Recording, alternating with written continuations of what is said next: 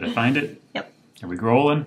We are rolling. We're going over our July budget. So that means it's beer time. Ooh. Beer 30. Yes. Let's get into it.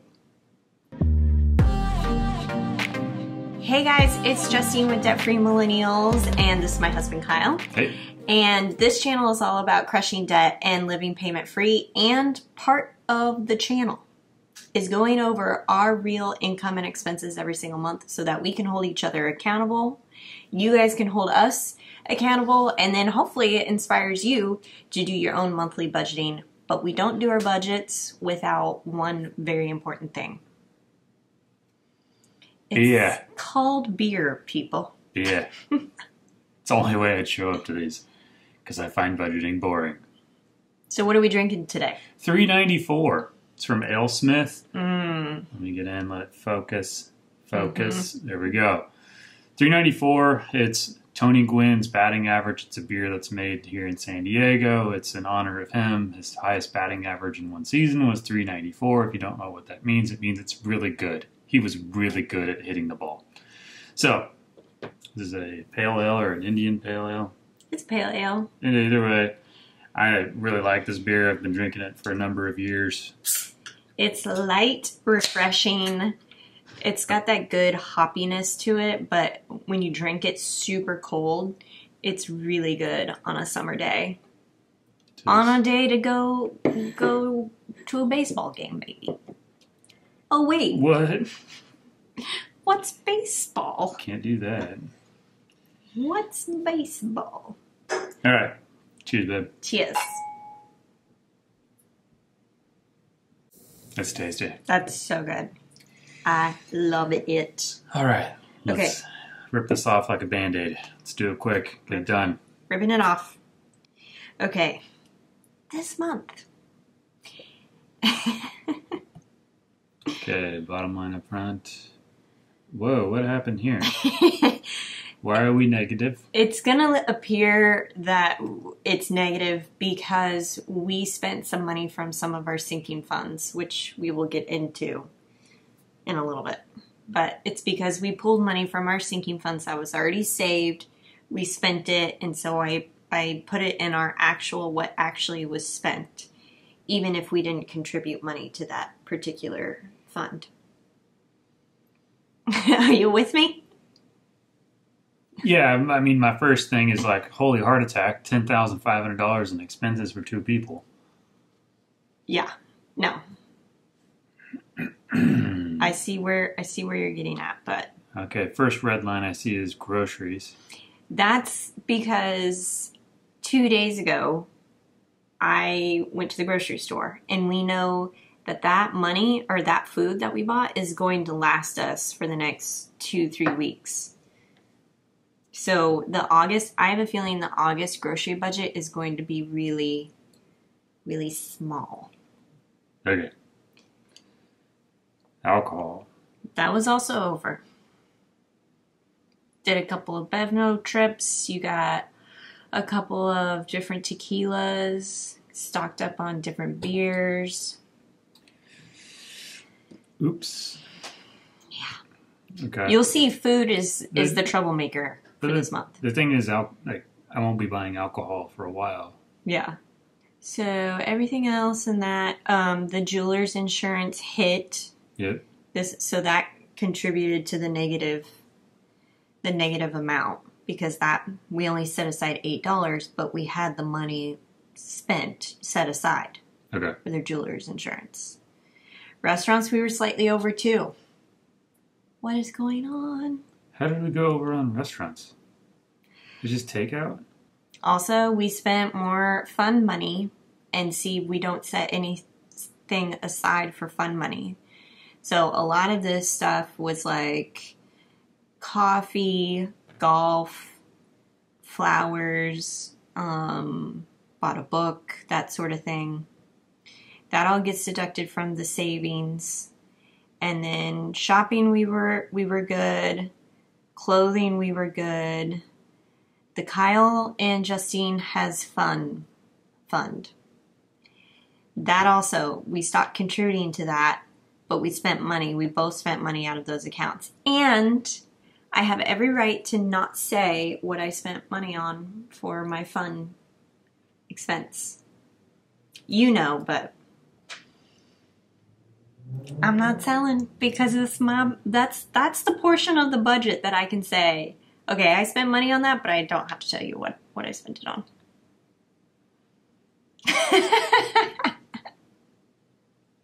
Men, if you're watching this, just say yes, dear. This is why I need beer. Okay, everything else, though, in the fun category is pretty good. But you see how this stuff is starting to add up and would seemingly put us in a negative is because we pulled money out of those savings accounts. All right. But the first thing I see is we put $3,000 towards the down payment.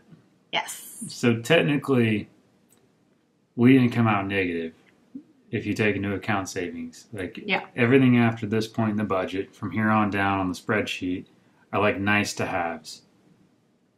Like things that we didn't really require. Okay, so for everything from here on down, like, is basically extra. Where we weren't actually $500 in the hole. Right. This is stuff that we're saving for. Exactly. Heart attack is gone now.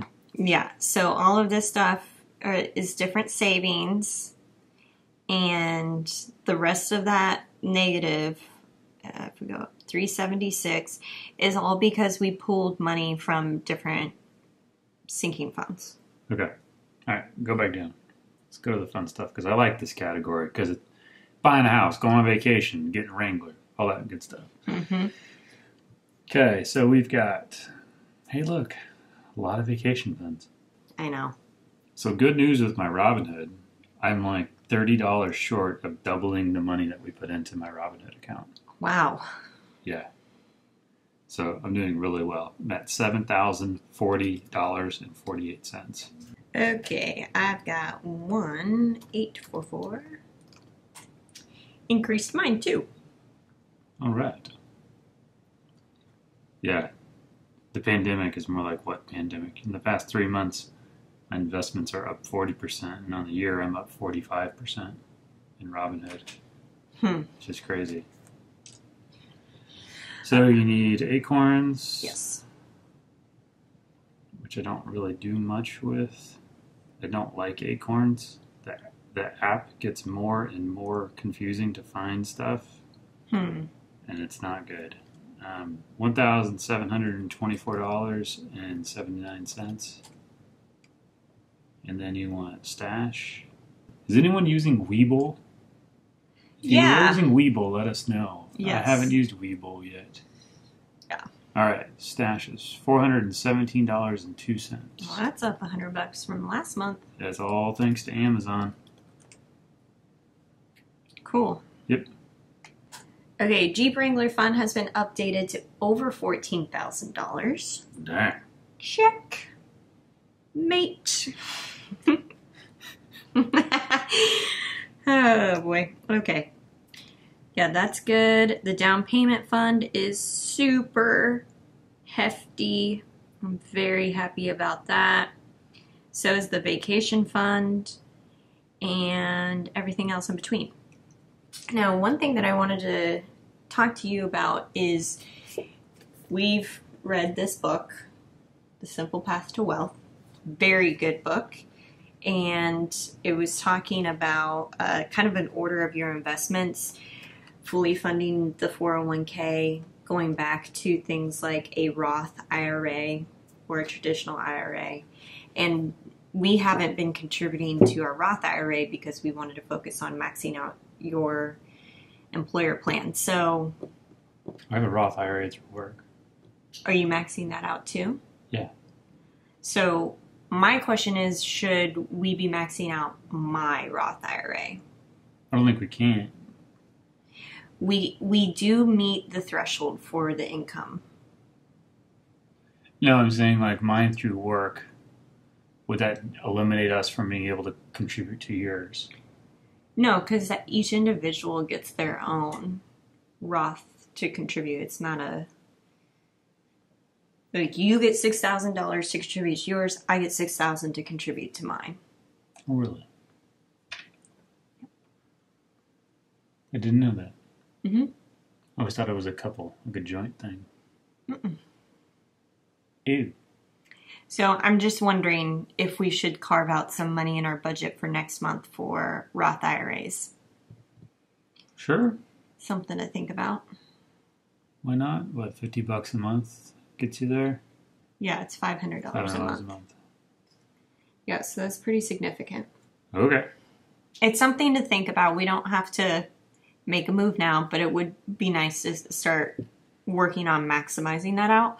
Also, I have a SEP IRA, and right now I'm only doing the employer contributions, and the employer contributions you can do up to, I think it's $56,000 in a year or 20% of your income, whichever is... It's all you. I don't know anything about SEP Okay, stuff. I need to look into that. But I know for a fact that you can contribute on the employer side of a SEP IRA and contribute to the Roth IRA at the same time. That much I did look up on irs.gov. So for August, I kind of did the forecaster template. If you have been following along with this template, this is inside of the How to Control Your Spending workbook. And I've already filled this out, and I'm leaving the focus still on the down payment.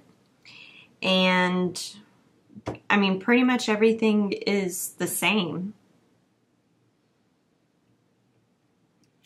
Man, it's real exciting out there right now. Super Holy exciting. cow, I know. slow down. That's the thing about quarantine, and that I was saying in another video is like, I feel like I'm just getting into the monotony of we're working in the bedroom, you're working out here, we're, you know, spending money like we've been spending, and it feels a little boring. You can say that again. So I'm kind of ready for a change. But, I mean, what can we do?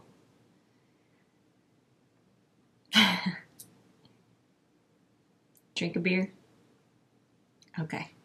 I don't know. Anyone got any ideas? What are you guys doing to keep yourselves entertained right now? I mean... It's hard because we used to be able to break up the monotony with travel. And that was our thing. Yeah. Constantly on the road or in the air. And now that's just hasn't been a reality. Well, that's depressing. I know. Well, it's the reality. It's a Champagne problem, dude. Yeah. Like, we shouldn't complain about that at all. I know. Like, oh man, our lives aren't exciting enough because we have enough money to do what we want. Like, we shouldn't complain at all. Yeah. I don't want to complain. So I'm not gonna. All right. Are we good? Yes. Anything else we need to cover? I don't think so. I think that's pretty much what it is. So what do we got next month? We got a birthday next month. Mm-hmm. You got your stepmom's birthday, and that's it, guys. When you're in quarantine or you're just trying to hunker down, there's really not much. Yeah. Not much you can do. That's all right. Wow, that was quick. It was quick. Sometimes that's how the budget goes, and then we can move on with our lives. So let us know in the comments below what you are focusing on for your August budget, what your takeaways were from July. Are you joining us in this camaraderie of just quarantine life? The quarantine routine. We'll get through it. And we will catch you guys next month in another episode.